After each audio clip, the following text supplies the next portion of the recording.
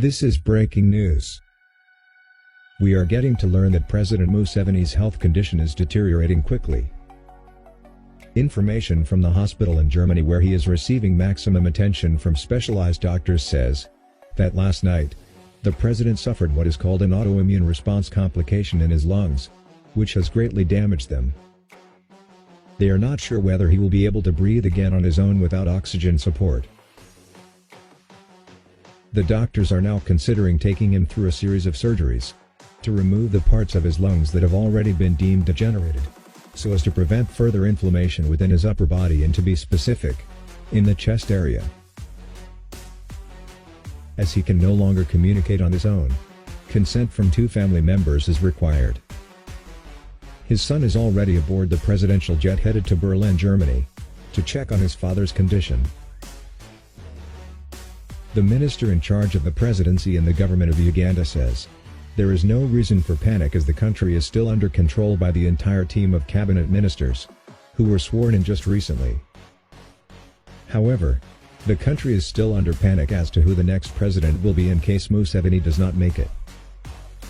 Would this be an opportunity for the Uganda opposition groups to make a statement? Or will the son take over from his beloved father as the new president of Uganda? A lot is yet to be known about this.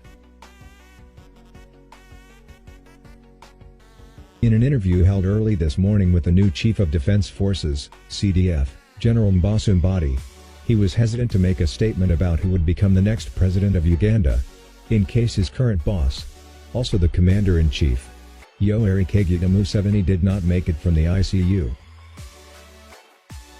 Meanwhile, there is a rumor that a team of old generals in the country, who have been opposed to the so-called Mahuzi project, that is meant to instill the president's son as the new national leader, are not ready to embrace him as their new president. And that they are ready to return to war as they did in 1980, in case such a hoax of a transition is attempted.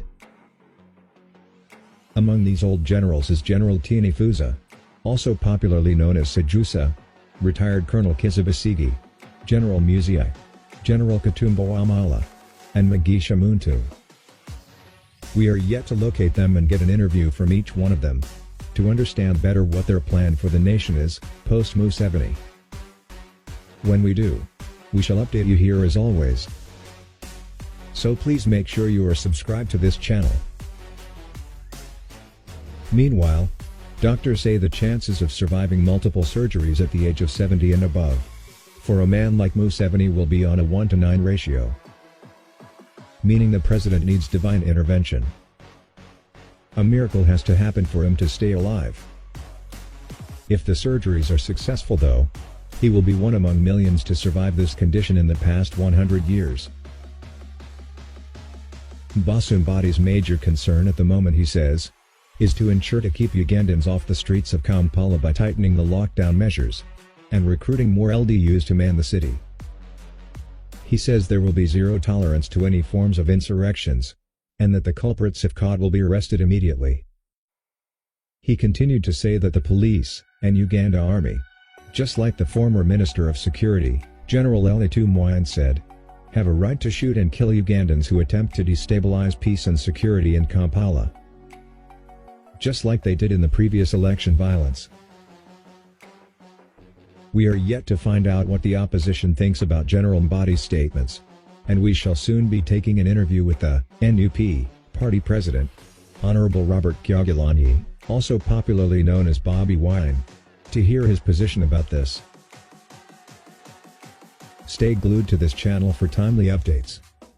Subscribe now.